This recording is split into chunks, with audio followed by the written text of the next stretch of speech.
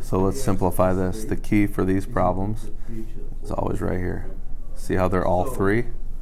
Which is nice. That means that if they happen to all have this, if they all have the same number inside here, I can actually add the outside because they'd be like terms, right? But let's make sure, let's simplify each one. So what I have to do is I'm breaking these down into their product of primes. Okay, so what's 243? It's divisible by 3, right? It's 81 times 3.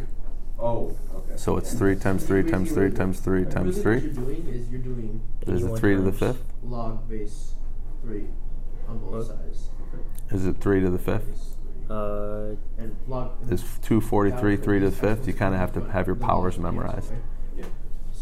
Let's write powers of 3. 3, 9, 27, 81, like here, I couldn't say 243. So this is 3 to the 1st, 3 to the 2nd, 3 to the 3rd, 3 to the 4th, 3 to the 5th. Okay. Why would I want to do that? Well, because I want to show you what happens right here.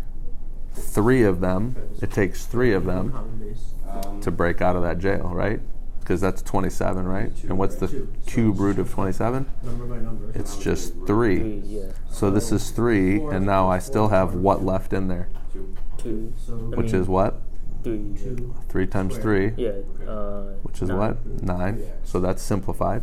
Let's do the same thing for this. What's 72? 3 times 3 times. Hey, look at this. 72 is 8 times 9, right? In other words, it's 2 cubed times 9. I'm going to write it out like this. It's really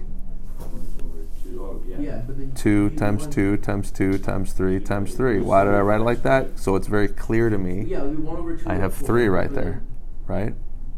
But now notice I have a 3 on the outside as well. Follow? So what am I going to do? What breaks jail? Yes. A 2 comes out, right? Yeah. And what's 2 times 3? 6. So this is plus 6 cube root of 9. How nice, because they're like terms. I bet you this is going to do the same thing. 1125.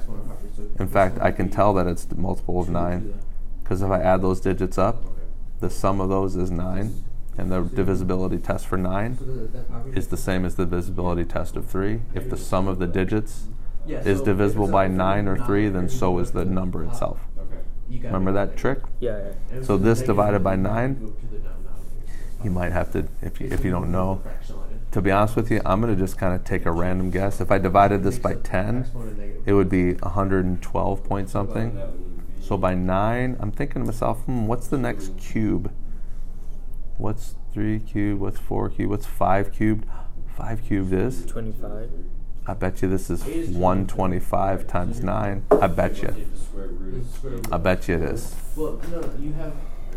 Well, what's 125 times 10? It'd be 1250 minus 25 is? 125. It'd be 1125. Wait, minus 25? Minus 125. Oh, 125. Yeah, This that'd be times- 1125. Do you see how I found that? Without a calculator.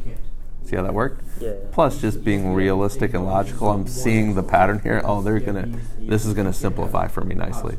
So this is really, this number right here is really this cube root of 125, which is 555 times 3 times 3, and sure enough,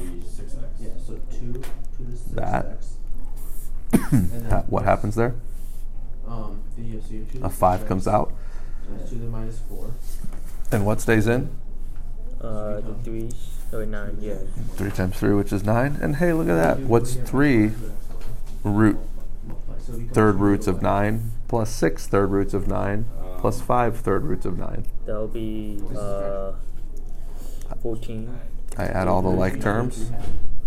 That's just 14 third roots of 9, cube roots of 9. Oh, okay. Yeah, fractions are usually easier to deal with. And then you can simplify it. No. You're done. Fraction, usually like in math, fractions are